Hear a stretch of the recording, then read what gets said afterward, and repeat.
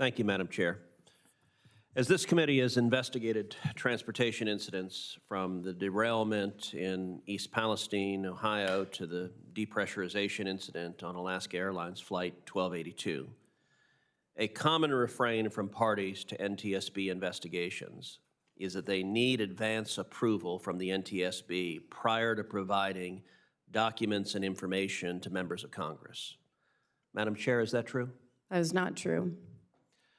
As you know, this committee has significant oversight, authority, and responsibility. Does the NTSB's confidentiality agreement with parties to NTSB investigations restrict access by members of Congress to documents and information in any way? Absolutely not. And parties should not use the NTSB as a shield. Thank you for clarifying. I agree, but that is important to have that on the record, so I appreciate it. Absolutely. You have a right to that information and should get that information. Thank you. Turning specifically to Alaska Airlines Flight 1282, I am deeply concerned about potential safety issues with the Boeing 737 MAX 9.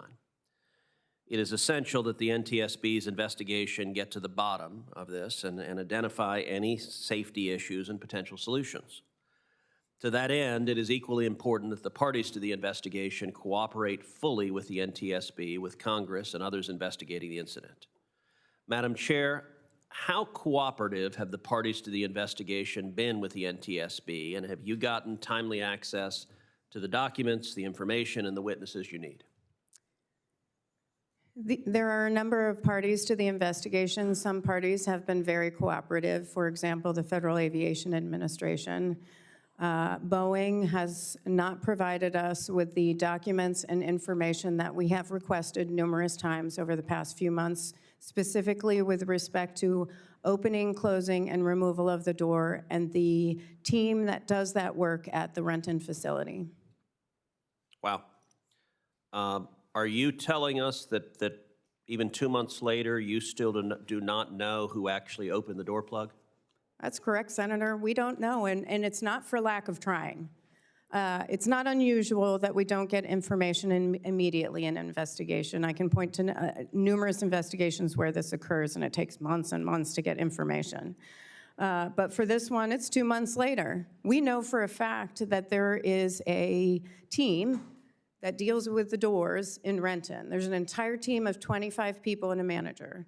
The manager has been out on medical leave. We've not been able to interview that individual. We've asked for the names of the other 25 people, have not received the names. We've asked for the records with respect to what occurred.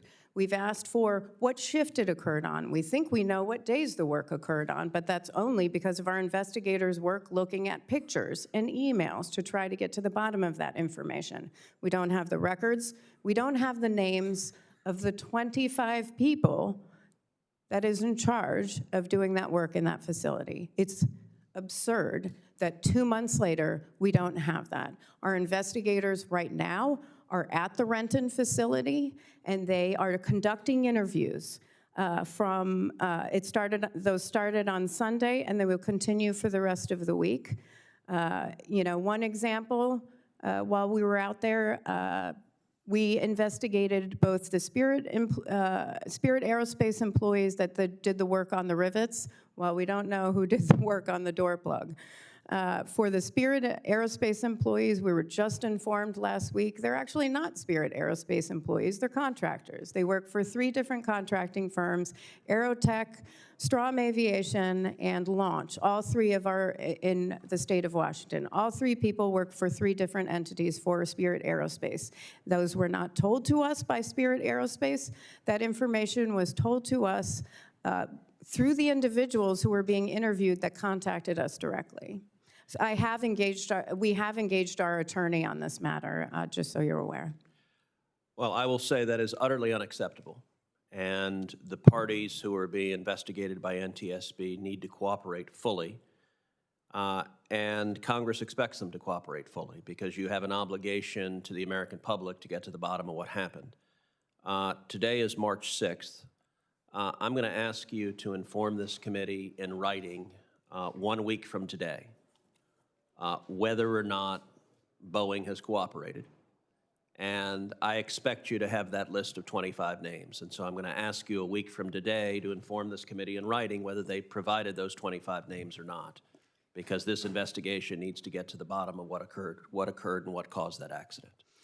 Thank you. I will provide that to the committee in writing. The 25 names, it's not just the 25 names. We'd also like to get, and we've repeatedly requested from Boeing, the documentation that went along with the work of opening the door plug, closing the door plug, or any sort of removal, if that exists. So please include that information as well when you respond in writing a week from today to let us know the level of cooperation you're seeing. Thank you. Thank you, Madam Chair.